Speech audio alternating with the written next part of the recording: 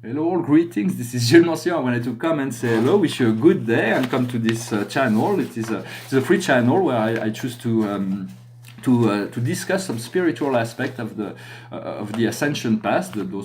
For those who are interested in this elevation of consciousness through the reintegration and moving towards something that is hopeful, bright, brilliant, and where everybody can be included within the reality of life. For this is really the main problem, is that we live in this exclusion where everybody is like fighting everybody else. So once we move into the unity and love of source, we understand that there is absolutely no need, and that everybody can find fulfillment within that unity. I'm going to pull a few cards, discuss a few subjects. I'm going to use the same model as I did in the French video. Maybe someday very soon, I may separate those French and English video, open an English channel. I hope you will subscribe to that and to have those two channels. For now, I'm going to continue doing that. For the highest wisdom is intuition. We have to learn to trust our intuition, to believe our intuition, to listen to our intuition. For everything, if we listen to Immanuel Kant, the philosopher, everything that we receive is given through our intuition. And then our rational mind finds a way to make it intelligible, but it is a psychic projection of what we believe to be. In quantum physics, we know that reality only exists because we address it. We choose to believe it. Otherwise, reality will change, and we'll come to discover many things in our creative power. What we need to understand is humility. We have to stay humble. We have to know ourselves, that we have to have strength and confidence within ourselves, but we do not want to go beyond anybody else. We do not need that. We need to be equal to everybody else. We need to accept, no matter where they are, to understand that the divinity inside each and every one is equal, and then everybody's on its own cycle. So it's about staying humble in order to be elevated. For if we are arrogant, we cannot be elevated. So it's about discovering those principles of humility. What we need to do is enthusiasm. We should be very enthusiastic for what is to come. And the general message is protection, for we are here to protect certain values, certain visions, certain ideas, and so we are also protected by the realm of spirit. Know that God has your back, and your guides have your backs, your angels have your back, and whenever there is a problem is because you didn't know that, so we allowed something to happen that wasn't supervised by the spirit. For inside of us, we have to deal with the inner presence of the thought adjuster, the I am presence, which is completely a paradisical being. It has nothing to do with the universe. It just comes and goes. It has no administrative relationship to the universe. But we live in a universe where we have to deal with the agency of the third source and spirit, which is the God of action, which is to create the father of all the master spirits, which in terms become the mother spirits of our universe. And so all the angels and all the company of heaven are the agency we need to work with to make things work in the universe. For they are the great ministers. And inside we have this inner minister is always synchronized and coordinated with what's going on in the celestial realm of the universe. So we have to trust in this unity, and we can make leaps of faith. And as we make leaps of faith, we are moving forward within our programming. I'm going to pull the painting behind me is called Ascension. It's an old painting. It's from 1996.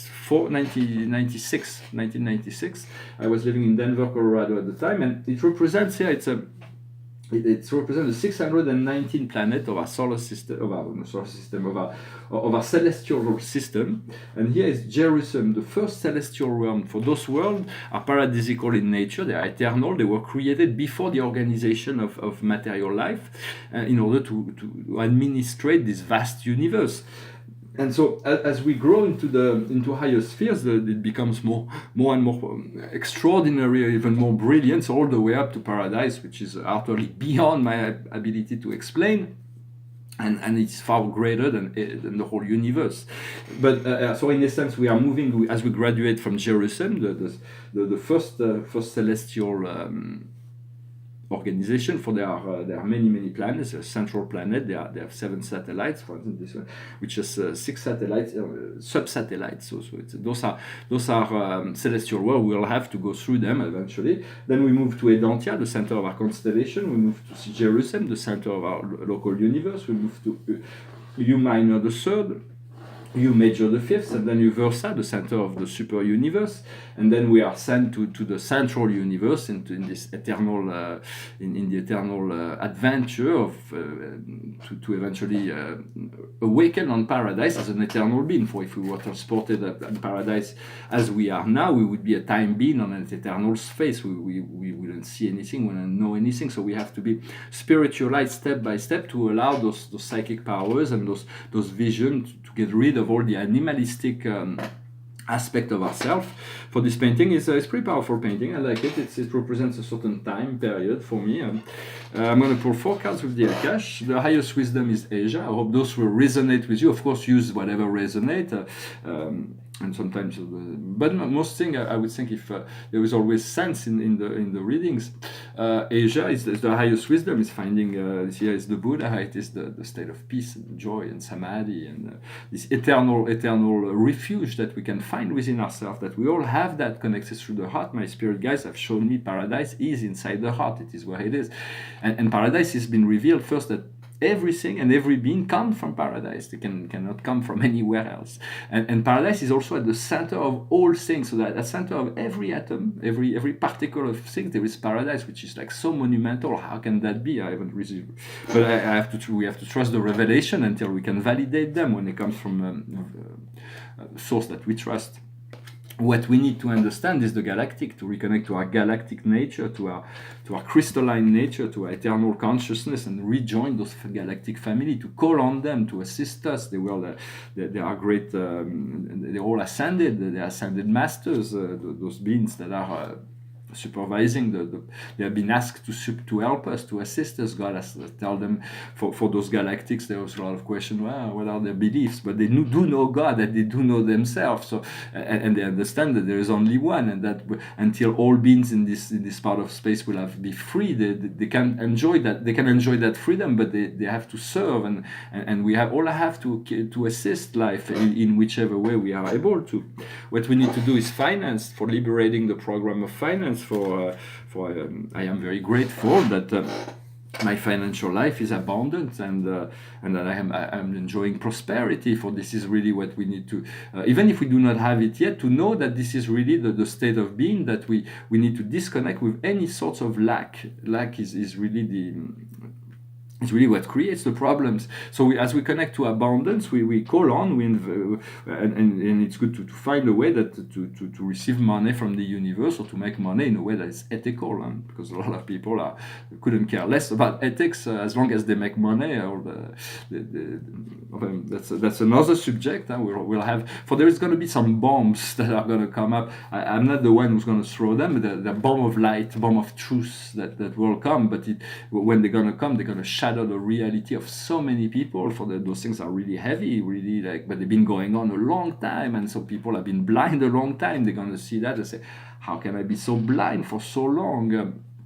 But those things need to happen in a way that is organized by the higher mind, and so we'll allow the time to happen. But there is really no more time. Really, we have to act now. And so, what's the outcome is karmic relationship. For every relationship has its function, its purpose, and so we wanna untie ties to anything that doesn't bring us joy, and but everything that does not bring the relationship that do not bring us joy are also useful to let us know what we really want. We want fulfilling relationship with people. We can have a reciprocation of respect. At least there's a lot of people that do not respect us, do not like us, and so because of jealousy or envy or those things. And so you want to. It's better to love them from afar. I wanted to say that God is the forces that elevates us, but it's also the force that restricts us and pushes down. And in many sense, so we have to accept that everything, those two opposing forces, this push and pull of the third dimension, is really the means by which we can grow in character. But once we understand that those forces those divine forces come from within us, they are us, they are who we are, we no longer fight against the flow of our own creation. We move into a more harmonious state. We accept the ups and downs, we accept the forces until they are completely deactivated. And so, as we move into more emotional, it's not easy to accept joy, to accept bliss, to accept ecstasy, to expect to live in an energy that is divine, exquisite, magnificent, because we've been used to this mental process and to our own little mental aspect. But at some point, we want to tune into that frequency of spirit and let ourselves be well in that, to be comfortable within that, so there is no more rush or need for anything else. Understanding also that Mercury is retrograding, so it is time to review, to repair, to revise, to recall. So it is a good time. I'm reviewing my book right now. Also, another example, it's like if for instance, we have little computers right now that are infected with spying technology from all those mega, because they do not know what ethic means, or the 12th article of the chart of the human rights, the right to privacy. They do not understand that. They see people as a product to be exploited. But if you could download into your computer a program that comes from 200 years into the future, that could erase all those things and make it totally useful to you, all service from your computer, you imagine your computer would be a lot more performant. And the physical body is a bit like that. It is like a computer. It's like a hard the body is the computer, and the DNA is the code, is the software. And so, but this software is not really performing right now. It's only working at 3 to 5%. So we want the whole thing. So what we do is we turn to this, we turn our attention to this soul star. It is a silver light that we share with our higher self and our future self, and we ask to download a version of ourselves that would be a futuristic version of ourselves, where we can reintegrate the Adam Kadmon, the original state of how God has created humans, which is 100% with 100% of its brain, 100% of its DNA, connected to all, connected to all the invisible intelligence. And so there is a great deal that will happen, but we want to make those downloads every day and take the time to integrate them. But also wanted to say that helping others is really good. We need to do that. We need to develop our compassion, but we do not want to help anyone that is not asking for help, because that creates a karma for us. Of course, it's not heavy karma. Wanting to help someone, we can forgive ourselves for that. But in many sense, if someone does not ask for help, that means he's learning a lesson that is very important. And if you find a solution for him before he can find it, that you deprive him of his lesson. So it is important to only respond to the calls that have been asked, to respond only to that which is asked for. And so, in many sense, I wanted to speak about Spinoza. Baruch Spinoza is a philosopher, Dutch philosopher, that wrote a book called Ethics, something that we should reread. For it is a difficult book, I recognize it, but. And one of his essential ideas, philosopher of joy, and his essential, he has many remarkable ideas in his ethics, but one of them is that we have to accept that life is perfect as it is right now. Nothing can be more than what it is right now. It is what it is right now. But we also have this responsibility to make it better from there, to always improve. There is always spaces to improve. And when we do not know, is to surrender it to God. He called it the exile of ignorance, to allow yourself to say, I don't know, God show me. And then something joyful comes in to enlighten us. And so... Also, to God, in the Truth by God, God says that we should only fear our own mistakes, for mistakes is really what reflects us and create problems or pain or whatever, trials. But in many sense, we don't want to have any fear whatsoever. We want to embrace life as much as possible. And so, in many sense, understanding that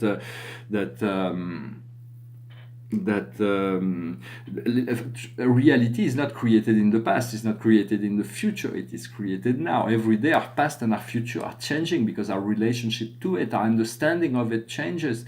And so God creates, is engaged in an eternal manipulation of energy through eternity, but he works in the present. It's one moment that leads to the next. He's not creating in the future or the past. But if God has a full memory of all things, or spirit, they know all things. And so if there is a need that the soul needs to understand, there is a memory that can come back, or a vision from the future.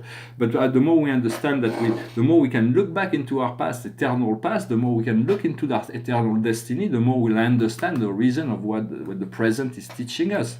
So it is about understanding this present, that is, everything is redefined each and every day. Tomorrow I'm going to speak about the atoms. I wanted to say that there is a book named the Urantia Book with great revelation it was from the 1950s, and there is this chapter about atoms, electrons, and ultimatons. And I'm very surprised that, of course, most scientific are materialists, but there is some scientific that are spiritual, that are believe in God. And so I'm very surprised they haven't jumped on those information for scientific discovery. If nobody else does it, I will look into it and see what kind of invention we can. For that is not my only source of, but I think it's pretty rich, and I will explain also my own experience with the atom. I've been shown 3 atoms: hydrogen, oxygen, and azote, which is the component of the Earth's air. But there is 97 other atoms that I do not know. The body is made of about 80 forms of different atoms, but in the universe there is only 100 possible.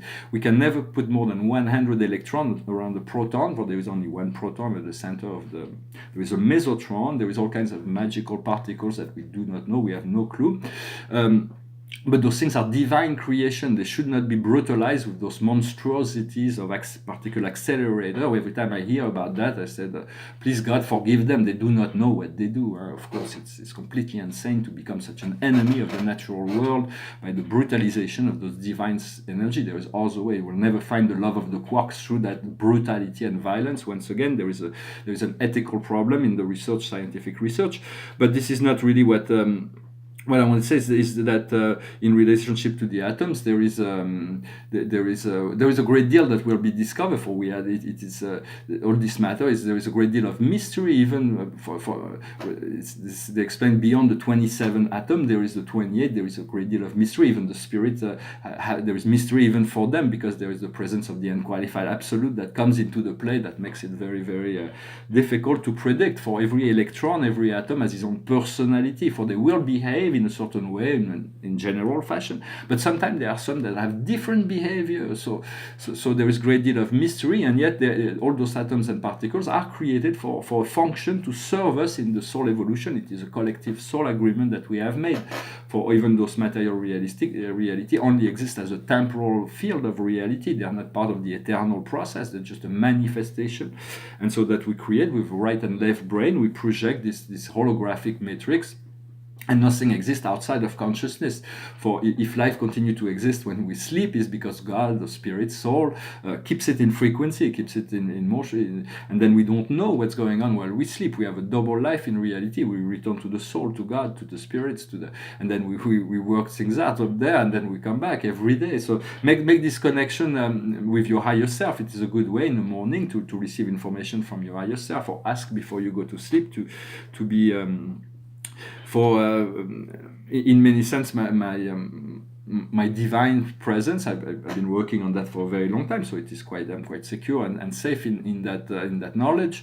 But it needs to rebel against certain aspect of the ego. My ego, for my ego, is still a certain aspect of my ego is still in resistance, and I do not know why. And I know that Spirit told me that at the end of the process, I will wonder, why did I take so long to complete the process of ascension? It's like, because there is really nothing holding me back except myself. Like in the song "Love Rescue Me," I have no enemy. My own hands imprison me, and so it is about freeing ourselves, finding way to find this salvation.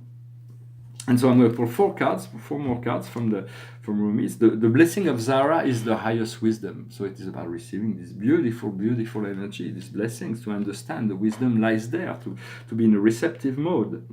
What we need to understand is beyond death, there is life. Life only exists beyond death. For here the true life exists beyond death. For life is eternal. It is an eternal circle. So that is the only truth of life. There is no temporality. That's why we call that an illusion. The exclusion of we are led to believe by society that we're excluded from life, and we have to fight for everything that we achieve when God has given us everything to work together. But that will come. It is all part of the process. We have to be patient and understand through the path of everything has to grow very slowly to be integrated, and to the planet, a million years is nothing. It's or even to the cosmos, a billion years is nothing. The universe is way older than what we scientists know. They don't know. They speculate. But we will come to discover higher truths that will make us more, give us a sense, meaning, connection, and although for spirituality is not something that. I mean, we can, even if we don't have to go into a dogma or whatever, we have to be true to ourselves, to sign on self, be true, as my friend Saint Germain used to say. Well, I'm sure he's still. Well, we see. We want to send him greetings and blessings. For Saint Germain, he's been one of the. He's the hierarch of the New Age. He's a great ascended master. And he's the guardian of the violet fire and so he's been very proactive in helping, assisting in the liberation of this world. Call him to as the Christ or the Buddha or any ascended master. Think about calling him once in a while, calling them, and see what happens. Develop a relationship. You all know that those beings will assist you in some way. What we need to do is the sacred soul sister. So we need to do that, and then the outcome is the lion and the deer, to be as strong as the lion, but as gentle as the deer. So we are being transformed, we are being processed, we are being allowed. This God is not finished with me yet, is not finished with you yet. Trust this process, for it is the whole path of life and evolution is God's process. Once we understand that, we can surrender and allow more to come into our life. That does not mean that God does not want us to have a fulfilled human life with all the pleasures of life. So God is far more tolerant than anyone else. He's more there is nothing. He is never surprised. He knows all things. He understands all things.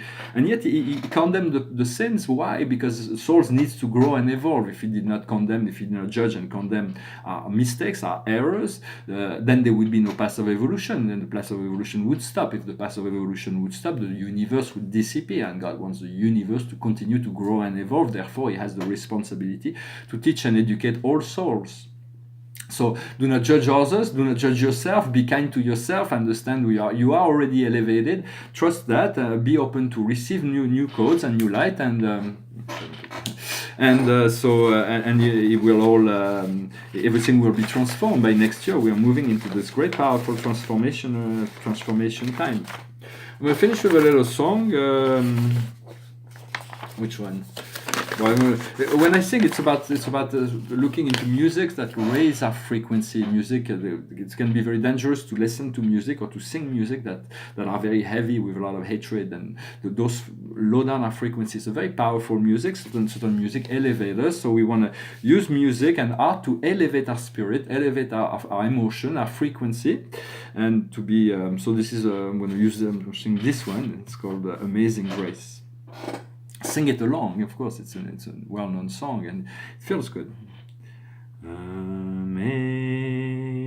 Amazing grace, how sweet the sound that saved a wretch like me. I once was lost, but now I'm found. Was blind, but now I see. 'Twas grace that taught my heart to fear, and grace my fears relieved. How precious did that grace appear, the hour I first believed. When we've been there 10,000 years, bright shining as the sun, we've no to sing God's praise than when we'd first begun. Amazing grace, how sweet the sound that saved a wretch like me.